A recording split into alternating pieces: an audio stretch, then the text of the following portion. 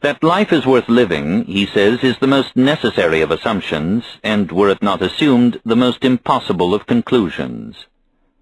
In the first volume of The Life of Reason, he talks of the plot and meaning of human life and history as the subject of philosophy. In the last volume, he wonders, is there a meaning or a plot? He has unconsciously described his own tragedy. There is tragedy in perfection because the universe in which perfection arises is itself imperfect. Like Shelley, Santayana has never felt at home on this middling planet. His keen aesthetic sense seems to have brought to him more suffering from the ugliness of things than delight in the scattered loveliness of the world. He becomes at times bitter and sarcastic. He has never caught the hearty cleansing laughter of paganism, nor the genial and forgiving humanity of Renan or Anatole France. He stands aloof and superior, and therefore alone. What is the part of wisdom, he asks, and answers, to dream with one eye open, to be detached from the world without being hostile to it, to welcome fugitive beauties and pity fugitive sufferings, without forgetting for a moment how fugitive they are. But perhaps this constant memento mori is a knell to joy. To live, one must remember life more than death. One must embrace the immediate and actual thing as well as the distant and perfect hope. The goal of speculative thinking is none other than to live as much as may be in the eternal, and to absorb and be absorbed in the truth. But this is to take philosophy more seriously than even philosophy deserves to be taken. And a philosophy which withdraws one from life is as much awry as any celestial superstition in which the eye, wrapped in some vision of another world, loses the meat and wine of this one. Wisdom comes by disillusionment, says Santayana, but again that is only the beginning of wisdom, as doubt is the beginning of philosophy. It is not also the end and fulfillment. The end is happiness, and philosophy is only a means. If we take it as an end, we become like the Hindu mystic whose life purpose is to concentrate upon his navel. Perhaps Santayana's conception of the universe as merely a material mechanism has something to do with this somber withdrawal into himself. Having taken life out of the world, he seeks for it in his own bosom. He protests that it is not so, and though we may not believe him, his too much protesting disarms us with its beauty.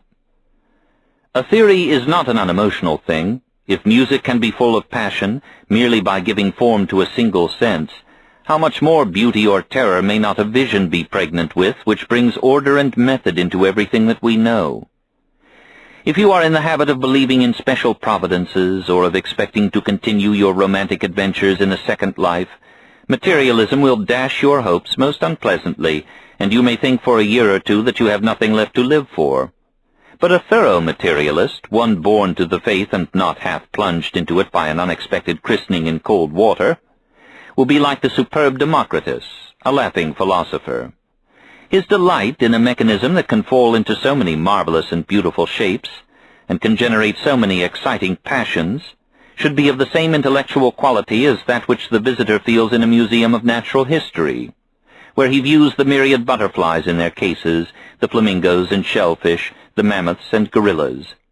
Doubtless there were pangs in that incalculable life, but they were soon over. And how splendid meantime was the pageant, how infinitely interesting the universal interplay, and how foolish and inevitable those absolute little passions. But perhaps the butterflies, if they could speak, would remind us that a museum, like a materialist philosophy, is only a showcase of lifeless things, that the reality of the world eludes these tragic preservations, and resides again in the pangs of passion, in the ever-changing and never-ending flow of life. Santayana, says an observant friend, had a natural preference for solitude. I remember leaning over the railing of an ocean liner anchored at Southampton and watching passengers from the English tender crowd up the gangplank to the steamer. One only stood apart at the edge of the tender, with calm and amused detachment observed the haste and struggle of his fellow passengers, and not till the deck had been cleared followed himself. Who could it be but Santayana, a voice said beside me, and we all felt the satisfaction of finding a character true to himself. After all, we must say just that, too, of his philosophy. It is a veracious and fearless self-expression. Here a mature and subtle, though not too somber, soul has written itself down quietly in statuesque and classic prose.